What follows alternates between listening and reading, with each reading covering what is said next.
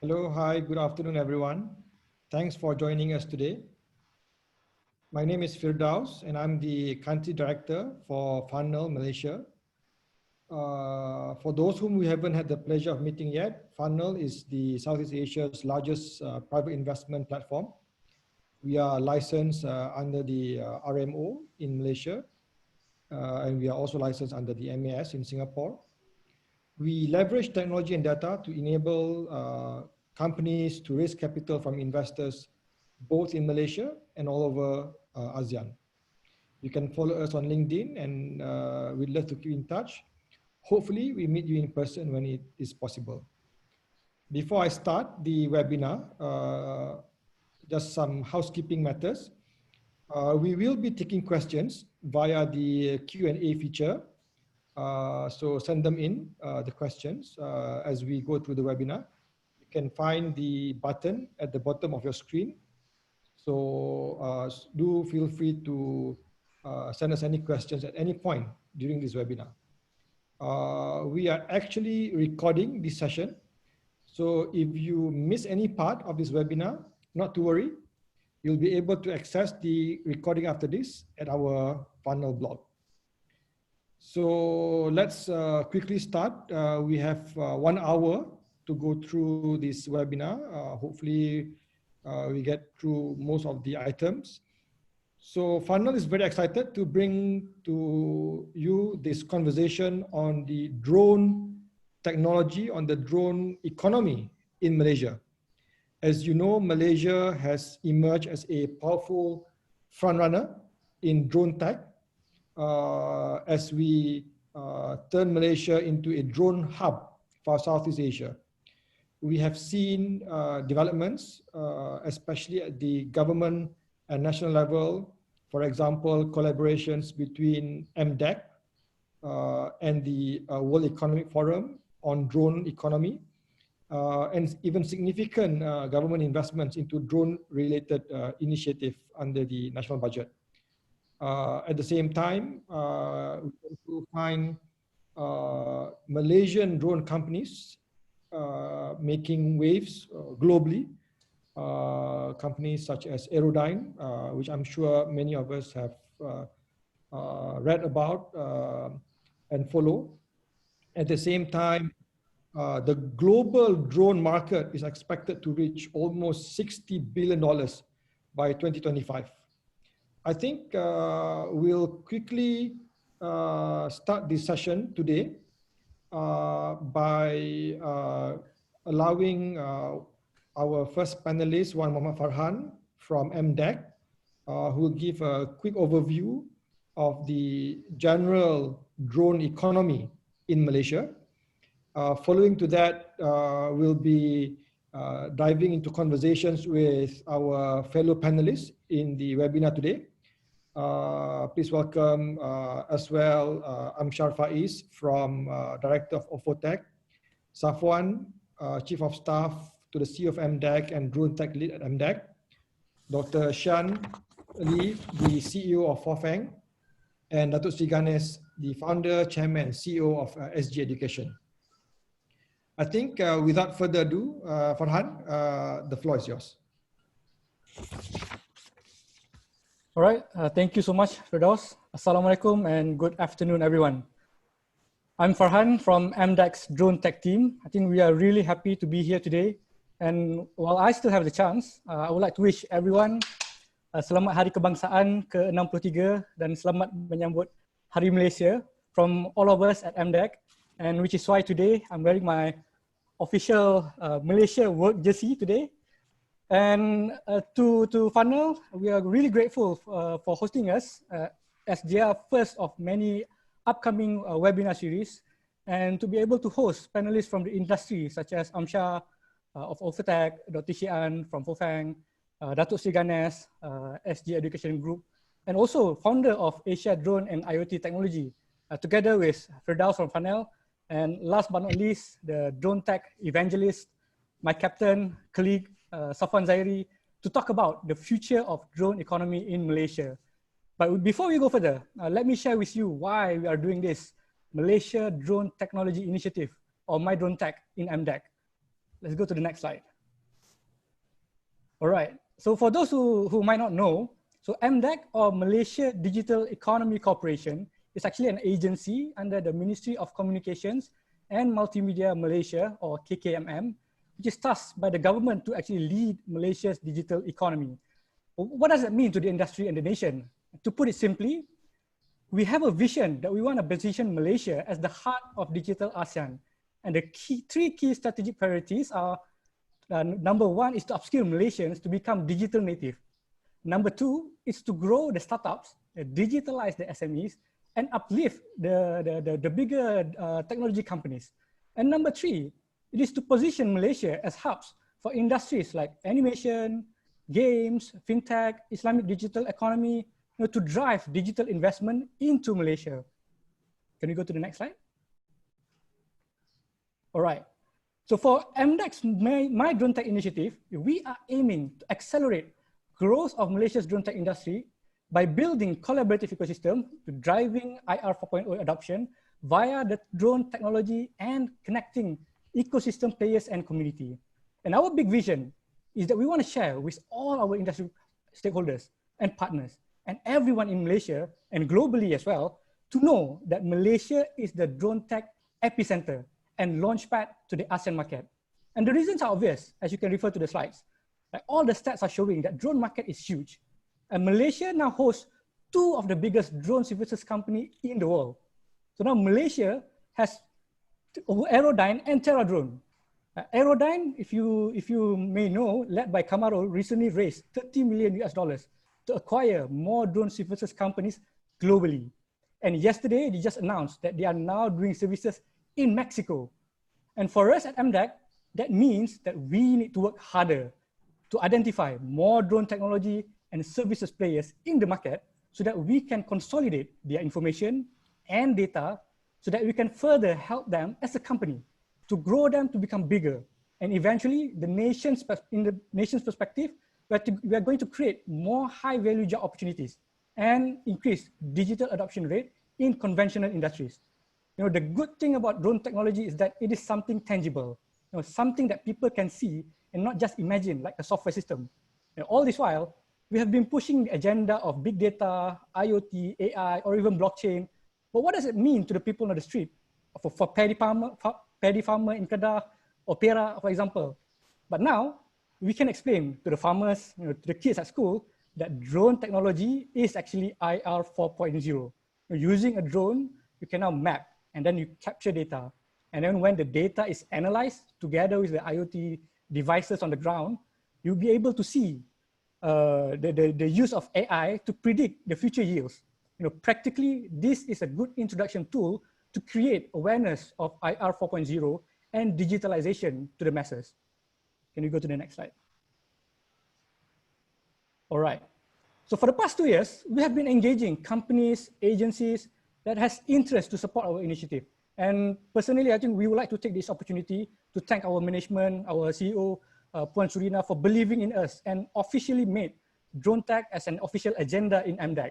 And this year, even with the MCO and COVID, the movement keeps on growing bigger and bigger and gaining momentum as digitalization using technologies like drones are being seen as more cost-effective, safe, and better option, especially for conventional industries like in Malaysia, like paddy and palm oil. And our drone companies, they are telling us that they are getting more requests to do spraying, mapping for the industry that they can't even meet the bigger corporations' demand, which is why we need to get more players into the ecosystem. So it is even more important for us to work together as an ecosystem to find the best way to be able to scale this industry further in Malaysia.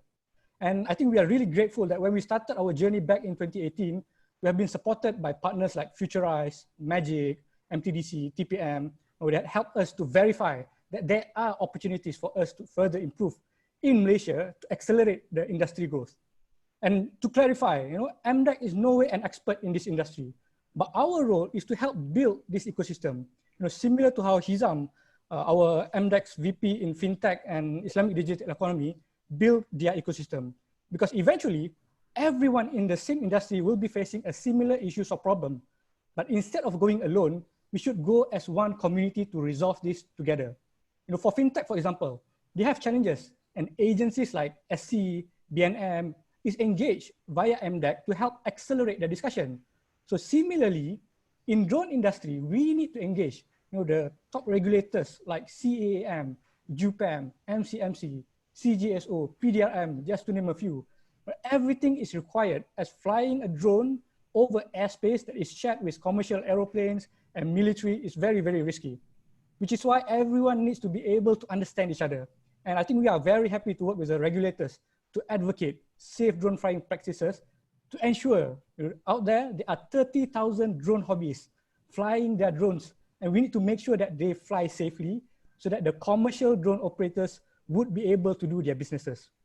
And within these 2 short startup years, we now have various partners, as you can see in the list, which includes global partners such as World Economic Forum, Drone Industry Insights, and we now know that there are academic institutions in Malaysia that has done a lot of R&D related to drone technology. And there are ready talents out there to be pushed to these globally ranked drone technology companies. And I think finally, let's go to the next slide. Okay, I just want to reiterate. So this is my last slide. Malaysia now has the opportunity to position ourselves as the front runner in developing drone technology talents and drone technology companies that will be able to serve the global market. And I think we are already there. I think which is why we need to continue doing the awareness, to ensure the risks related to flying drones are mitigated. And we need to increase the adoption of drone technology to show its applications serving our local industries. And all of that will eventually help improve Malaysia's drone readiness index ranking, which right now we are ranked 27th globally in 2019 by DroneTech. And the DroneTech guys are telling us right now in 2020, they're going to announce it sometime next month, hopefully, and we may see an improvement in that. And when that happens, we'll be able to see more investors and international corporations that will start to look at our talent, our companies in drone technology and services. And I think they will look at us more seriously. And I think together with the industry and government's collaboration, this will realize our vision to make Malaysia as the hub of drone tech in ASEAN. I think I can talk all day about drone technology, but I think to be able to share more about the industry, we'll let the panelists share. And if you are interested to know more about what we are doing, do check us out at www.mdec.my/mydronetech. I repeat again, www.mdec.my/mydronetech. I'll share a link of the deck to the Fundnel team, and hopefully they will share it with everyone joining this webinar today. And thanks again, and I'll pass it back to the Fundnel team. Thank you. Thank you, Farhan, for the presentation and for laying out the lay of the land, so to say, in terms of the drone ecosystem, the drone economy, vis-a-vis Malaysia and also globally. I think I'll go straight to our panel discussion. First in the list, we'll go to Safwan. Safwan comes from MDEC. Together with Farhan, they have built the support system of the drone industry for the past 2 years. So my question to you, Safwan, challenges. I think we are now, I would say, on second gear in terms of bringing the Malaysia drone economy to the next level.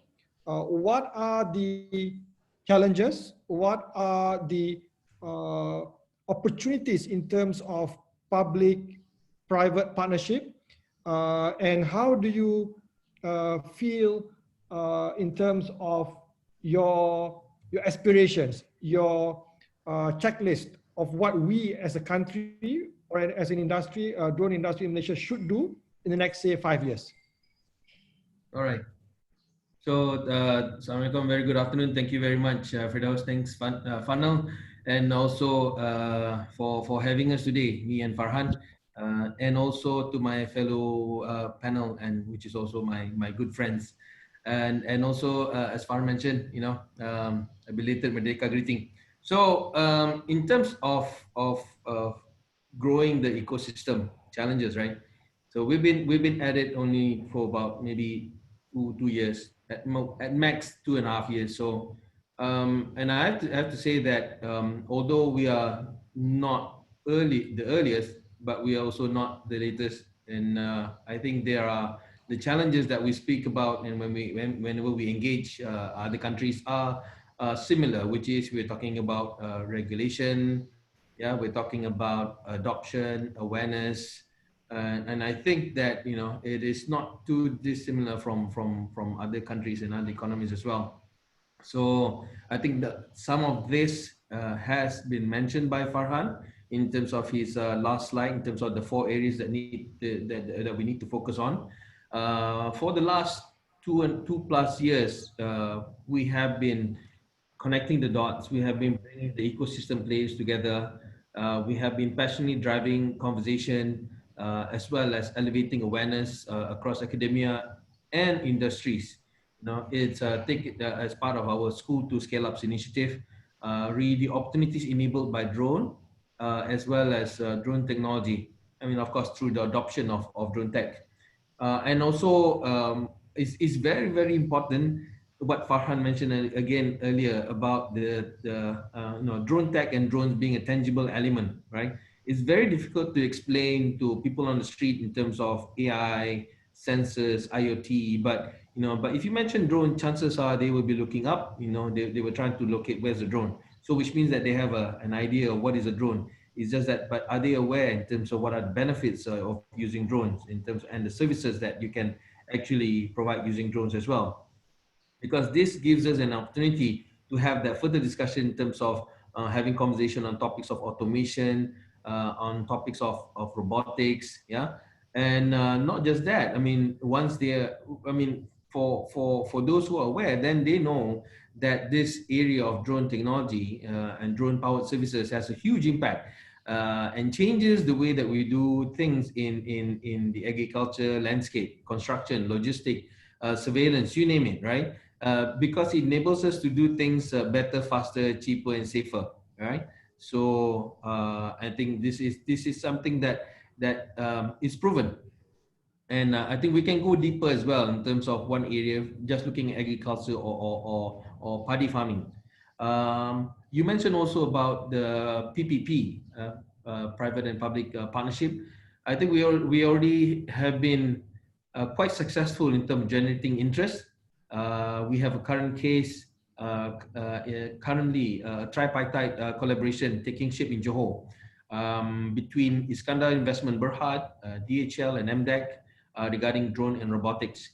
They are not just the three. In fact, there are a lot more other players involved as well. Magic, CAM, MCMC, Futurize, the drone companies themselves, the ones that are here in terms of building the intention is to build a safe and ideal location for drone technology innovation to thrive. And that's critical because before you can get public adoption, you have to make sure that it is safe.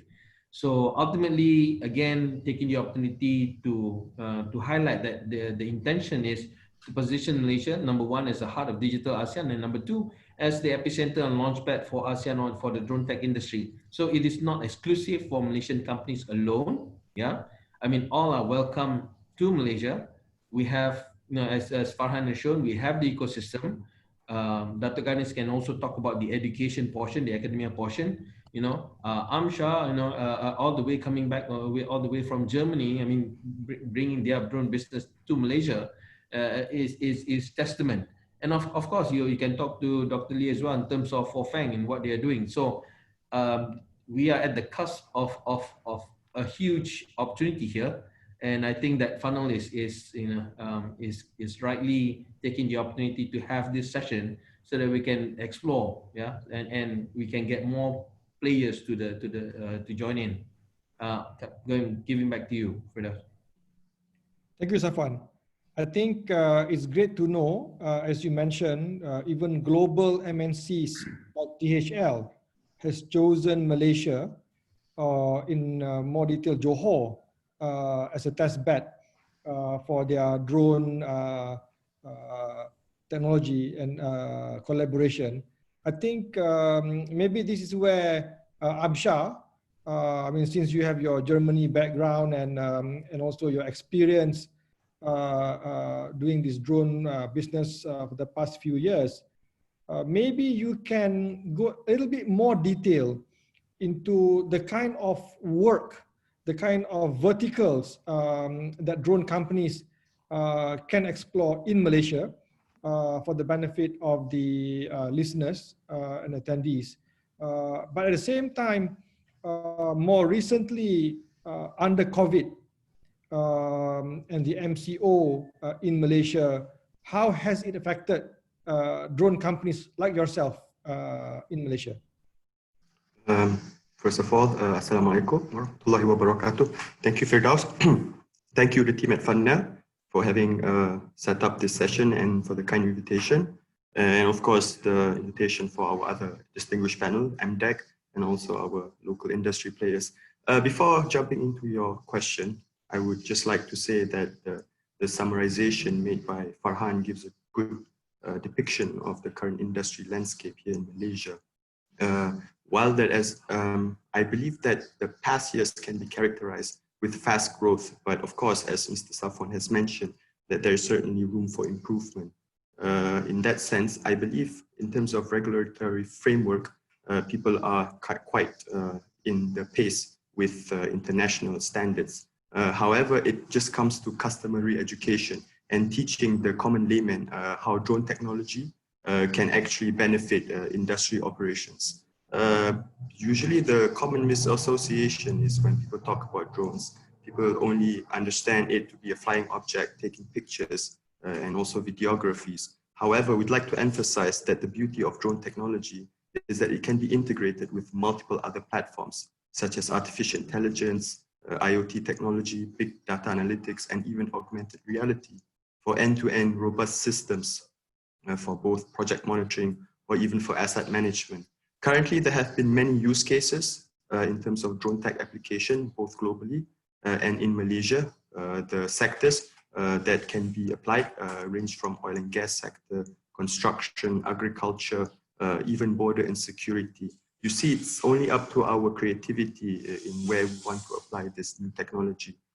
But in that regards, I believe Malaysia, in Malaysia specifically, the government, such as government agencies such as MDEC have been very instrumental in pushing forward this technology into the international stage. But in terms of COVID, I would like to say that while certain industries are regressing, there are several sectors that are scaling down, such as oil and gas, also construction industry. But the beauty of it, the industry is also gravitating towards new sectors such as border and security, public security control. That is something that growth opportunities also exist. And hence why I believe that the local drone players have many areas in which they can offer the solutions.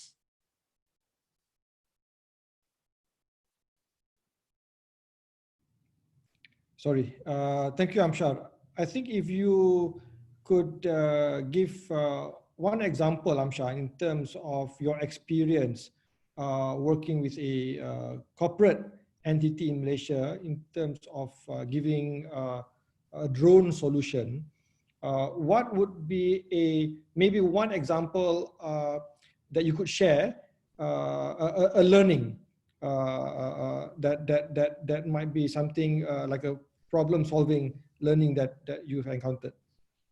The biggest value proposition of drone technology from our client standpoint of view is, of course, cost effectiveness, the ability to improve existing operation through cutting down operation costs, as well as efficiency, doing something what manual labor would take months can actually be executed in a fraction of a time. So at the end of the day, what translates positively on our client's balance sheet, that is something that they would be really open to explore. Which particular industry is that? Is it plantation? In our case, yes, we have been heavily specializing in construction infrastructure and also in agro-plantation. For an example, for the plantation sector, we combine drone technology and artificial intelligence to map large acreage of plots of land. in order for our clients to be able to manage their property much more better. So in terms of artificial intelligence, crops would constitute a crucial asset. So they would like to understand the yield projections.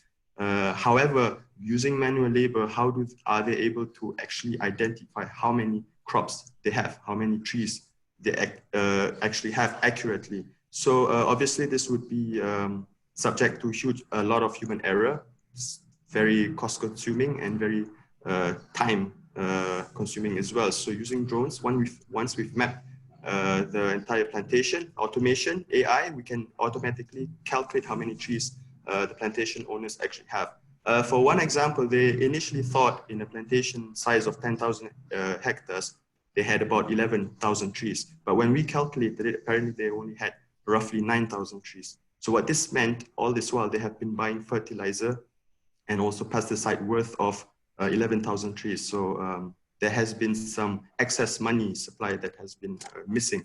So we provide that transparency throughout organizational levels for them to manage assets much more better. Thank you, Amshad. Thank you for that sharing. I think we'll move on to Dr. Shan.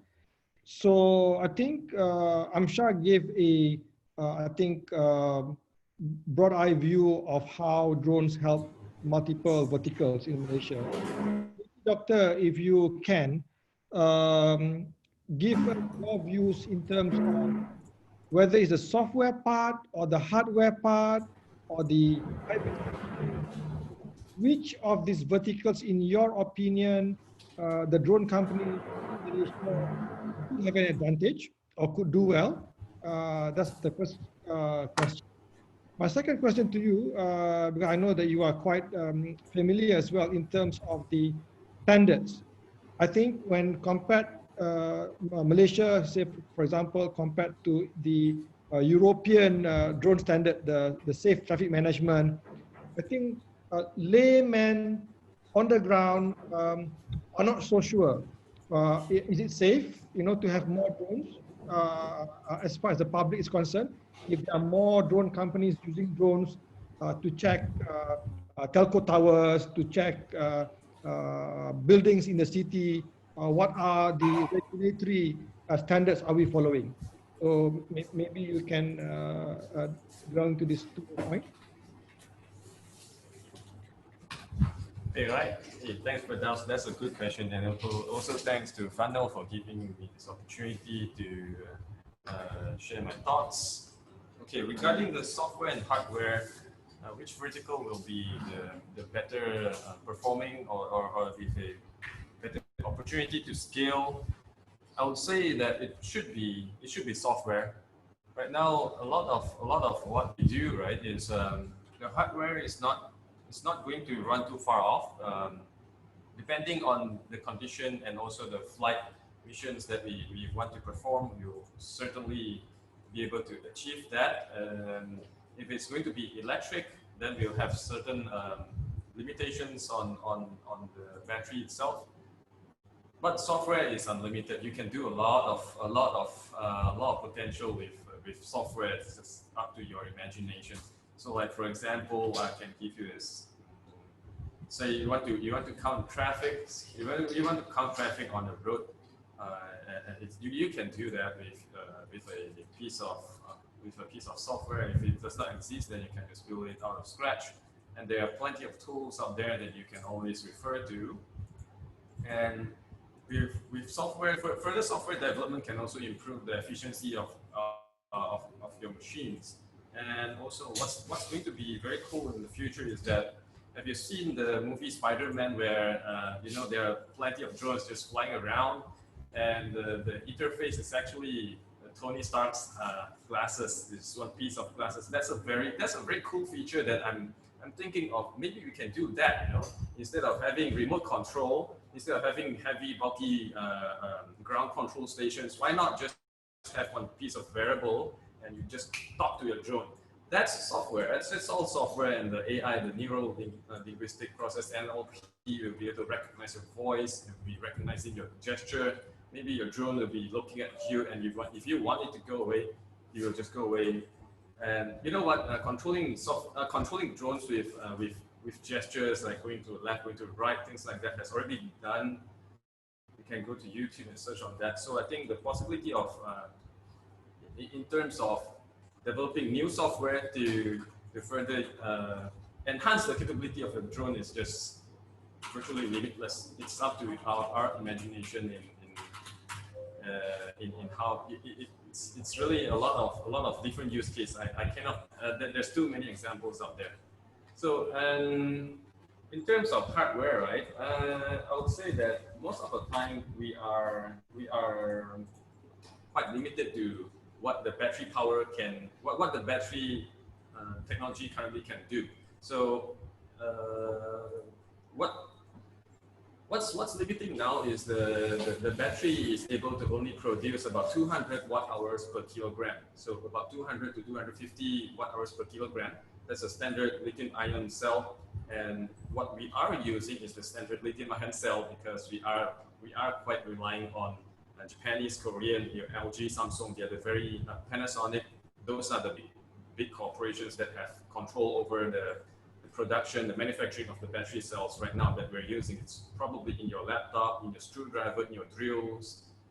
That kind of battery cells, we are relying on that. And if there's a big breakthrough in this battery cells technology, then you'll see a huge leap in terms of the drone performance. You can fly further, you can fly faster. And I'm also very looking forward to, there's a new kind of hardware, a new kind of battery cell called solid state battery. Is just being released by Samsung like a couple of days ago. So the new technology developed by Samsung is quite cool because the way that they layer the lithium at the anode and the cathode is that they separate them into different sheets, and then they have graphite in the middle. So while discharging, the negative and positively charged ions, they just go to the anode and cathode state without leaving dendrites. So it's a very awesome thing that if we can use this, which means that the battery cycle really increases exponentially. They say that this battery is able to go up to 1,000 cycles. So imagine that typically for drones, when we burn our batteries, we will go for about maybe 200 cycles, then it's time to throw, because the batteries will be so bad that you will not be able to do any practical work, and it's also not healthy at all to use a battery that has been cycled for 200 times. So it's kind of like your cell phone. It's not going to last for maybe 2 years because you've already charged for more than 500 times. So probably you need to charge it away, you need to change your battery. So with this solid state battery, I can see a very huge potential in terms of all kinds of electric vehicles. So we are pretty much limited by the battery technology right now. Previously, maybe like 10 or 15 years ago, it was a microcontroller. We don't have a powerful enough microcontroller to solve the differential equations that is going on in the quadcopters model. So, which is why even though the idea of having quadcopters and hexacopters existed like maybe 20 years ago, but there was no computer that's fast enough to house that, or the computer itself, if it's fast enough, it's not light enough to do that. So right now, this is not an issue anymore. You can see that people are just doing FP. They can fly the drones like little small little drones like that. They exist. So computing power, yes, it's already here. Another piece of hardware that I see there will be a huge jump in terms of performance will be something called a hardware neural network. So something like an FPGA. So if instead of coding your artificial intelligence algorithms, your deep learning algorithms into, say, graphic processing unit, you have it built much like what this company called SenseTime or this company. Tesla does it. Tesla, their autopilot unit does it. They built their own. They call it their AI computer, but it's actually a lot of probably it is ASIC. It's a specialized computer just for that function alone, and that will be a huge boost.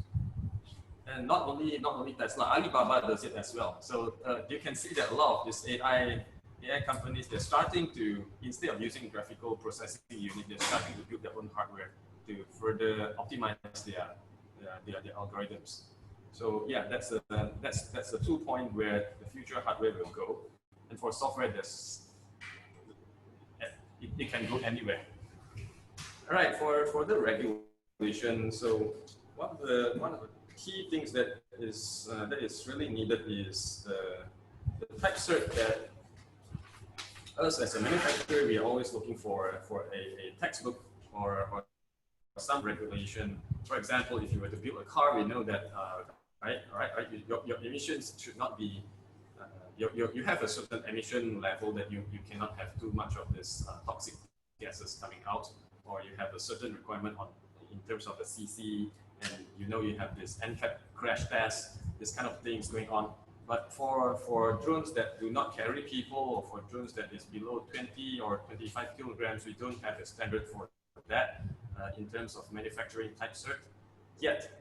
So I think that in the future we will have to get our hands on this. Either we can follow the European standard that's going to happen in the next year. CAM just released a very good document on that for certified aircraft. So when we manufacture the drones, we should treat it as a piece of aircraft that can fly and perform things like an aircraft, and also possesses the same risks. So, which is why I think that in terms of manufacturing, we have to really make sure that the manufacturers know what they're doing, and then we have to have a third party, or perhaps the manufacturer itself can test and to show that, to prove that the machines that they produce are really up to what they claim. And if we were to talk about, let's say there are 1,000 drones flying in the sky and all the manufacturers are different, then we will need unmanned traffic management, UTM, right? UAV traffic management. That's a very important piece of software. Probably we have to attach one piece of ADS-B onto the drones so that we know that who and what are they? Are they foreign? Are they friendly? Because technology can go two ways. You can use it to help humanity, or you can use it to start a war. So these kind of things are very, very, very dangerous. So yeah, we need the UTM to do that. And then again, I think CAM is doing a good job. They have released a plan to track all this aircraft that's in the air. So that's an important step, and I hope that can be achieved by the next year, so everyone can feel safe. Right. Thank you, Doctor. I think we quickly go to our next panelist, Datuk Sri Ganesh. I think throughout the past half an hour, we've been talking about the drone itself, but I think Datuk Sri Ganesh has a special role today to explain to us about the humans behind the drones. I mean, if we are going to build a drone industry, we need to also build a pipeline of professionals, pipeline of technical Malaysians who are able to support the industry. And I think this is something which is very interesting, because if Malaysia's drone economy is to advance further, I think we need to also look at building the talent behind this drone economy. So over to you, Datuk Sri. Thank you for having me here. Of course, with my other expert colleagues, we're talking about the drone features, and of course, Dr. Shan was talking about the involvement of the battery and what he wants, his wish list for Malaysia and so on. And of course, with the expertise of Amshir, he was talking about how this using mapping and aerial surveying has actually added value to landowners and so on. Okay, but prior to that, post-COVID, the most important topic here is jobs, right? See, most of them has lost their jobs, and the numbers are increasing, right? So government and their agencies are looking forward towards upskilling and getting the right jobs for the people, especially in the drone technology. I think it's an opportunity at the moment. Why? Drone has become the indispensable tool, right? Variety of industries, especially in Southeast Asia, as with most other tech devices, the competition in the marketplace continues to drive down the prices, right? What costs those with features like 4K cameras, built-in GPS, Bluetooth capabilities, collision avoidance, and terrain follow, all this has become like a package given for a good price for somebody to have it. Now, the conventional business operation that require intensive human labor, such as agriculture and inspection nowadays, need shifting towards technology and automation, right, to stay relevant. This is eminent, right? Now, the conventional method is not only time consuming, but also high risk due to the height and voltage issue when it comes to inspection. All this we are unable to avoid because the grid has to go on, the power energy has to resume business, you know. And in agriculture sector, Malaysia is in dire need to have enough manpower to perform simple operation like spraying pesticides and herbicides for paddy fields and palm oil plantations. Now, this has led to an interesting term, which I'll say that the drone piloting and operations are example of new occupation created by an explosion of gig economy, right? Instead of creating more technology verticals, right? We can specialize in areas where freelancers can be given opportunity, right? The earlier point which I stated that the drones are cheaper right now, technology is accessible. With the right talent development tool and right talent development pathway, I think we can recreate or reskill people in certain verticals. For example, a surveyor, a basic surveyor in the industry, he can be upskilled into having doing the aerial mapping and surveying skill sets. This will add value to his current vocation or occupation, which eventually will lead to many companies will be engaging him instead of hiring him permanently in the organization. Right. That's what I meant by the drone gig itself as a freelancer. All right. Apart from that, I would say the important part is where the drones, as I mentioned, especially in agriculture sector, will have a particularly powerful effect in Malaysia, where mostly smart, I would say the small holders, farmers face enormous challenges like now to produce quality food and selling it for a decent price, right, at this current moment. So combining the technological efficiency and accuracy by not burdening them with technology costs, right, using the emerging gig economy will help these farmers to step into future, right, whereby the farm owners are targeting a demographic of largely young people who understand technology, in my opinion, how it can apply to farming. Some of these young people, right, they have been trained in cities, right, but are not finding decent jobs there in the cities at the moment, right, for example. So the prospect of better incomes will entice them back to farming, right? Now, not back to conventional farming, back to using technology in farming, right? So these young people will increasingly see themselves not as farmers, but as agriculture entrepreneurs. Environmentally and socially conscious young people will make good money while reducing the carbon footprint and creating jobs for the poor, right?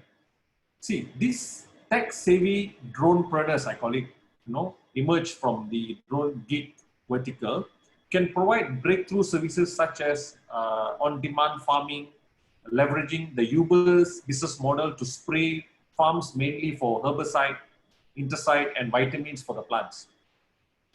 Well, drone power combined with big data, will also provide small farm holders with better knowledge and what and when to produce. As what rightly said by Amshai just now, he was saying that with the right data and the data provided through surveying and so on, they will have a clear picture and what kind of produce they can come out with in more, I would say, close to accurate. The accuracy level will be higher, right? And big data-driven drones, I would say, can seamlessly integrate agricultural production and consumption, okay, whereby significantly reducing waste, just like crop app that delivers customers' orders to farmers and tracks the drone delivery from the farm to customers' location, and it will be the Amazon Prime of vegetables, right? So end-to-end solution using drones. The young talent from the drone gig economy itself can able to do this instead of hiring them full-time or get them a job in the areas where the dronepreneurs are needed. But you see, I would say that farmers, I'm speaking in the context of farmers, they will make even more money if they organize themselves as cooperatives. This will give them scale, pooling investment in drones, and managing logistics for their members. That means this kind of drone technologies and talents can be promoted to cooperatives, many government agencies. So a seed fund can be given to these farmers to embark in this kind of drone technology, which you can see a direct impact or immediate impact, right? This approach already works well in tractors and combine harvesters. That means with drone, with other technology itself, I think they can have a better way of looking at it, right? Now, I will break these opportunities. Earlier, I was talking to you about precision agriculture using drones. Okay, what are the other opportunities in drone technology that supports the gig economy, right? One-man aerial film unit, right? You see, you don't need a crew nowadays to do filmmaking. One man will be sufficient enough, right? Why I'm saying that, you see, with basic knowledge of operating video cameras and piloting drones, right? You know, you can have the maneuverable and safer way of filming rather than using helicopters. That's obvious, isn't it? Right? So drone filmmaking is a popular choice for drone gigs to break into drone business. One of it is the entry level of becoming a drone operator, where the basic function of flying a drone at the entry level will be taking pictures and videos, right? This is the key skill sets apart from AI and all that. So with this basic level of skill set, they can, individuals and large enterprises can also pursue wedding and special events, photography, business with drones. Owning a drone can be an ultimate start to a gig business of commercial photography and videography. This is my point on one-man aerial film unit filmmaking, you know, and drone photography business. It also corresponds to the one-man aerial film unit and filmmaking. Yesterday, I was having a chat with a young chap, which many real estate agencies are approaching him to do the FPV drone flying, right? To give people the look and feel of the properties that they want to sell. You see, and this can be done by the youngsters. Why? Because the motor skills, right? And their creativity level and their skill set of flying this. Apart from that, you see, earlier we were talking about exactly, they are all on a purpose, you know. So, but who's going to repair these drones? So, drone as a repair service business. In most budding industries, there's corresponding requirement to maintenance and repair jobs. With the escalating use of drones worldwide, with associated probably domestic drones and crashes and all that are going to be very common.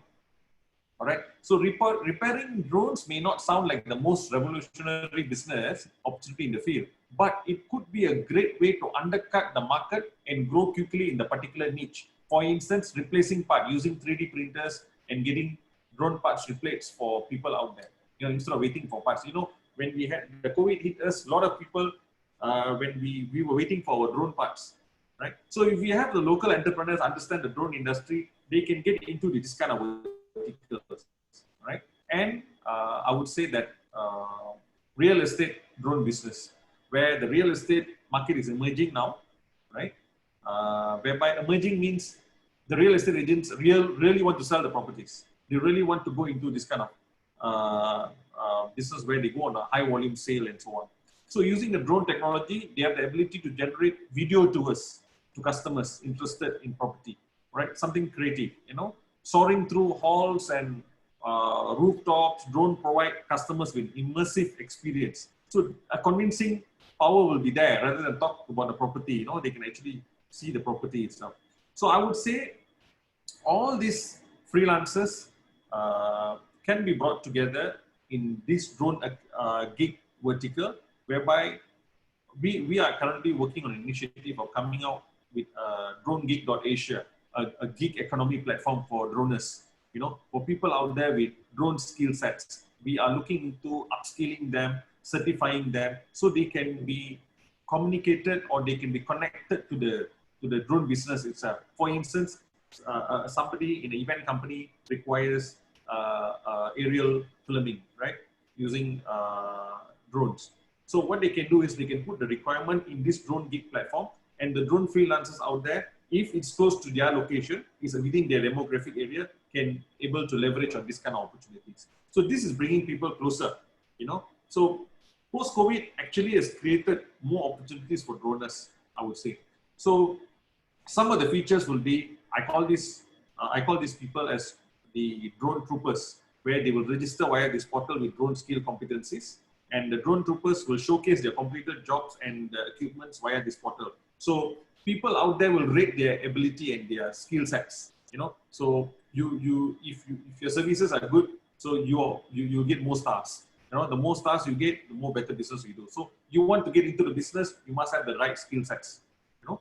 So since job has become the main topic right now post-COVID, you know, instead of we pushing them for jobs, which is companies trying to cut down, right, we can start encouraging them to go on the drone gig pathway, right? As I mentioned just now, the hirers will post on drone projects based on market value, right? So we will set a market value for this drone job. It's no more who's cheaper. Is the cheapest will do the job. Is who has better quality to do the job, you know? And then these hirers will pay through the portal and drone as a services. So this kind of things, I would say that today I want to emphasize on drone gig, because if I were to talk to you about upskilling, and maybe 6 months ago, I will probably advocate on upskilling and getting them a job. But at this moment, I dare not go into that. I'm very sure some of the drone companies are cutting down their operation staffs and all that. I think this category of people, they should go into the business already as freelancers and so on. You know, so just for the record, as an opportunity, there is 480,000 hectares of paddy field in Malaysia. You know, big opportunity. If you can invest on an agricultural drone, it's going to cost you about maybe $5,000 US, all right, at an entry-level agriculture drone. You're already on the business already. You just need a vehicle, you know, go around to these areas, and of course having the right skill set, and start promoting your skill sets to these farm owners and so on. So those with good creative skill sets, what they can do is they can use drone to do creative videos and filmmaking and all that. As I mentioned just now, FPV is another upcoming vertical, you know, which the youngsters has a better leverage towards this vertical and so on. So my point here is that let's not mislead the youth out there saying there is a lot of job waiting for you. Let's guide them towards being a dronepreneur, right? Allow them to come into this drone economy.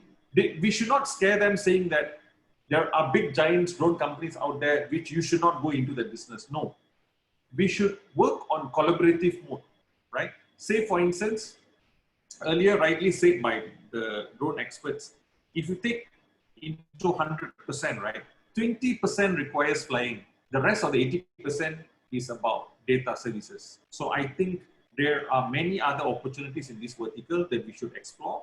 And yes, the drone economy is booming, but it has slightly taken into a different vertical. It requires highly skilled drone preneurs out there to go into the business, rather than they upskill themselves and wait for somebody to give them the job. Right? So that is, I would say, is an opportunity. Right? Thank you, Dr. Sri. Thank you so much for your explanation and your caution and being realistic to the young people, especially on the opportunities and challenges within the drone economy. I think we've got roughly 5 more minutes left before we end the webinar. I would like to ask each panelist maybe give 30 seconds or 1 minute a wish list. What's your one wish list, to bring the drone economy in Malaysia to the next level? For example, if we are good Malaysian drone company, how do we go to ASEAN or and globally? So maybe one wish list from everyone. Safwan? Thank you. So I think one of the important things, so we spoke about technical and stuff, we talk about talent, but I would like to just carry on where Datuk left in terms of from the talent perspective, right? So you have the tools, everybody has the tools, right? So I think it's just that now you need something more, and I think this is where Malaysia is good at, right? We got good people, we got good talent. I think we should push for innovation and we should push for creativity as well, right? I think I see that in all of the entrepreneurs in Malaysia. You need to be able to innovate. You need to be creative, thinking on your feet. You need to smell the opportunities quick, yeah? And then you need to start working on it. And you're not alone. I think my message here is that you've got agencies that you can work with, right? And not just agencies, those agencies also have funds. Especially now, in terms of what's happening in Malaysia, you read up a lot about initiatives in Malaysia. So I just want to, that's my main message. Yeah, there are opportunities, there are talent. You need to be creative. You need to innovate. You need to harness the opportunity. Yeah. Thank you, Safwan. Dr. Shan? Doctor? Hello, yeah. All right. Well, I think we will need to, the wish list will be to have a very good and solid regulatory body, solid regulations that we can follow. Yeah, that's okay. Very important. Thank you, Doctor. Amsha, your one wish list? I think when it comes to innovation, Malaysia is on par with global levels. However, when it comes to technology maturity, that's where we fall behind. When we talk about halal, when we talk about Islamic finance, we used to be the ones who introduced these concepts. However, we've fallen behind in terms of Islamic banking. Now, United Kingdom, Dubai is getting the lead. Malaysia is falling back, even in terms of RFID chips in our passport. That's Malaysian technology. So my wish list is when we push the drone technology to the forefront of the global stage, we are able to actually mature the industry and able to keep that momentum. And that requires all the ecosystem required, as mentioned, the talent, the technology, and the regulatory framework. Yes, thank you very much. Thank you, Amshar. Very good point. So Farhan, 30 seconds. Dr. Sri Ganesh, 30 seconds. Right. In general, my wish list will be, you give me only 30 seconds, I have a long list.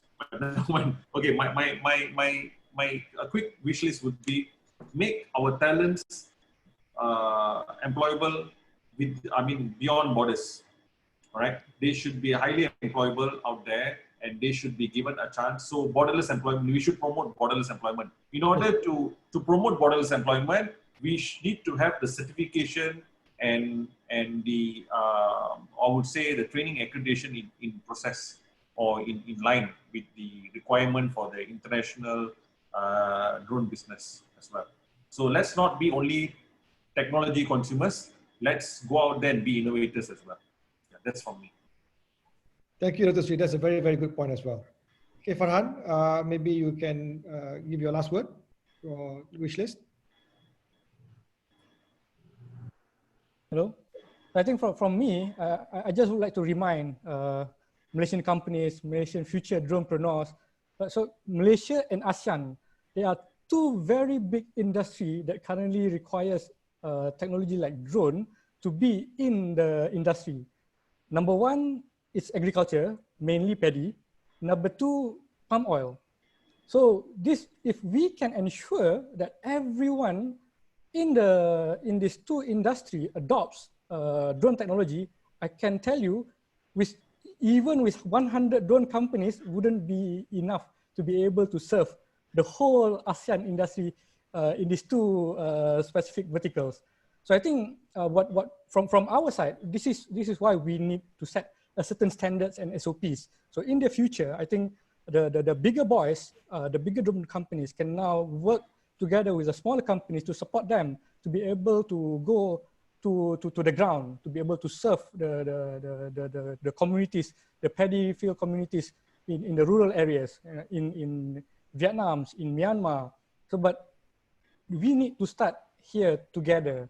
So everyone needs to start sharing their technology so that with the proper technology, with the proper standard, whenever the dronepreneurs go into the market, they won't make the same mistake that we used to do 3 to 5 years ago. Now we need to do that sharing so that it will benefit everyone in the ecosystem. All right, thank you. Thank you, Farhan. Thank you, Safwan. Thank you, Amshar. Thank you, Dr. Sri Ganesh, and thank you, Dr. Shan. Last but not least, thank you everyone for attending this webinar. It's been good learning, even for myself, about the drone economy ecosystem in Malaysia, how Malaysia can be at the forefront of this drone economy. We will be uploading a copy of this recording soon on our Fundnel blog, and we'll be reaching out to share the link to everyone. We would also like to encourage the participants to continue to stay updated with Fundnel, as we are going to also plan more webinars, educational webinars such as this in the coming weeks. Last but not least, thank you again everyone for attending this webinar, and we look forward to see you again in our next webinar. Thank you. Thank you very much.